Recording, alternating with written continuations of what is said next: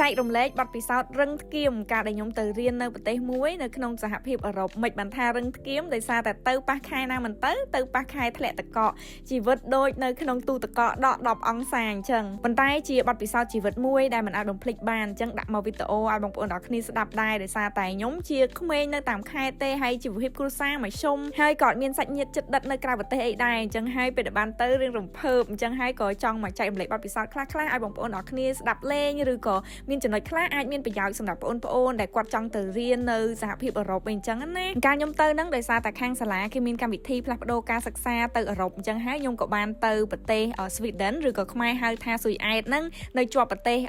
ណ័រវេហើយនិងហ្វាំងឡង់ខ្ញុំទៅរៀនផ្នែកជំនួញអន្តរជាតិនៅហ្នឹងប្រហែលជាកន្លះឆ្នាំការរស់នៅនោះបើនិយាយពីជនជាតិគេបើអ្នកអត់ស្គាល់គ្នាគឺគេអត់សូវដើរញឹមឬក៏រាក់ទាក់ដូចខ្មែរយើងឯងប៉ុន្តែបើសិនជាយើងមានការសុំឲ្យគេជួយគឺគេជួយយើងអស់ពីចិត្តហ្មងទីក្រុងដែលខ្ញុំរស់នៅហ្នឹងមិនជាអ៊ូអរទេរៀងស្ងាត់ដែរប៉ុន្តែមានអារម្មណ៍ដូចនៅក្នុងរឿងតុក្កតាអញ្ចឹងដូចក្នុងរឿងព្រើសអញ្ចឹងគេមានប្រាសាទមានទឹកជុំវិញពេលព្រើធ្លាក់មកសស្គុះនិយាយទៅទេសភាពស្អាតងាកមកការសិក្សានៅនឹងវិញបើនិយាយពីស្តង់ដារការសិក្សាគេនិយាយទៅអូយខ្ពស់រៀនអត់ចង់ឈ្នះគេទេការដែលយើងរៀននៅសាលារបស់យើងណានិទេស AA មុខវិជ្ជា AA រហូតដល់ពេលទៅដល់នោះរៀនខំប្រឹងរៀនដែរប៉ុន្តែបានត្រឹម B ត្រឹម C អាចនិយាយបានថាការវិតម្លៃការសិក្សារបស់គេនៅនោះគឺស្តង់ដារខ្ពស់បើនិយាយពីការរស់នៅអាហារហូបចុករបស់គេគឺថ្លៃប៉ុន្តែចាប់អារម្មណ៍រឿងមួយគឺគេ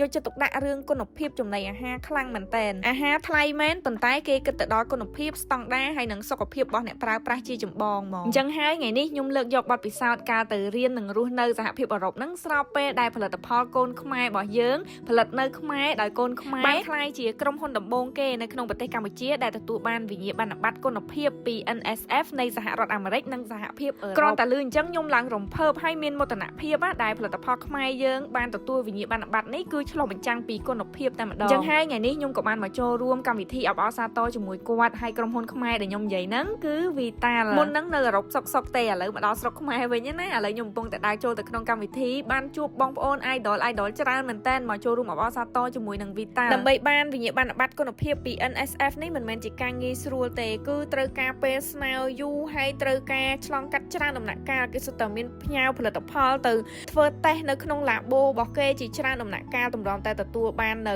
វិញ្ញាបនបត្រគុណភាពនេះបញ្ជាក់ថាផលិតផលរបស់យើងគឺពិតជាមានគុណភាពនិងស្តង់ដារខ្ពស់ពិតមែនអាចនិយាយបានថានេះជាទំព័រប្រវត្តិសាស្ត្រថ្មីក្នុងឧស្សាហកម្មផលិតទឹកពិសាដែល Vital ជាផលិតផលដំបូងគេនៅកម្ពុជាយើងដែលទទួលបានការទទួលស្គាល់ជាសកលពីគុណភាពហើយនិងសុវត្ថិភាពខ្ពស់បញ្ជាក់ពីស្ថាប័ន NSF នៃសហរដ្ឋអាមេរិកនិងសហភាពអឺរ៉ុបអញ្ចឹងហើយខ្ញុំគិតថាបងប្អូនខ្មែរយើងទាំងអស់គ្នាក៏មានមោទនភាពនិងអបអរសាទរជាមួយនឹង Vital ដែរដូចយើងបានដឹងស្រាប់ហើយប្រទេសខ្មែរយើងឥឡូវហ្នឹងកំពុងតែទទួលបានភ្ញៀវទេសចរពីបរទេសច្រើនអញ្ចឹងហើយពេលដែលគេមកលេងប្រទេសយើងហើយគេឃើញមានផលិតផលដែលមានស្លាកសញ្ញាគុណភាពបែបនេះនៅលើផលិតផលខ្មែរយើងដែលនេះជាការលើកមុខមាត់ប្រទេសជាតិយើងមួយដែរដោយសារសញ្ញាសម្គាល់ NSF នេះជានិមិត្តសញ្ញានៃទំនុកចិត្តកាន់តែខ្ពស់សម្រាប់អ្នកប្រើប្រាស់នៅក្នុងការទទួលទានទឹកពិសាដែលមានគុណភាពសុវត្ថិភាពហើយនិងអនាម័យសម្រាប់អ្នកប្រើប្រាស់អញ្ចឹងពេលដែលបរទេសគេមកស្រុកខ្មែរយើងគេឃើញមានសញ្ញាហ្នឹងគឺគេទុកចិត្តប្រើផលិតផលខ្មែរយើងហើយវិញ្ញាបនបត្រ NSF ពីសហរដ្ឋអាមេរិកនិងសហភាពអឺរ៉ុបនេះមិនមែនបានហើយណាគេនៅមានការចុះមកសវនកម្មអត់ព្រៀងទុកជាប្រចាំ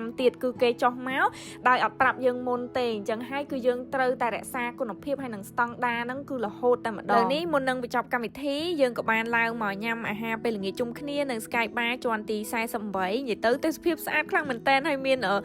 ផ្លូវកញ្ចក់នេះដើរទៅឡើងស្រាវជងប៉ុន្តែឃើញទេសភាពឡើងស្អាតមានចម្រៀងពីរោះរំដំពីបងខាយនិយាយទៅបរិយាកាសរ៉ូមែនទិកខ្លាំងមែនតើហើយកម្មវិធីថ្ងៃនេះក៏បានបញ្ចប់ដោយភាពសប្បាយរីករាយអញ្ចឹងបងប្អូនអាចរកជាវកាសថ្មីរបស់ Vital ដែលមាននិមិត្តសញ្ញា NSF បញ្ជាក់ពីគុណភាពពីសហរដ្ឋអាមេរិកនិងសហភាពអឺរ៉ុបនៅតាមទីផ្សារនានានៅក្នុងប្រទេសកម្ពុជាឬក៏នៅក្បែរបងប្អូនចាប់ពីថ្ងៃនេះតទៅណា Vital ឆ្លុះបញ្ចាំងពីគុណភាព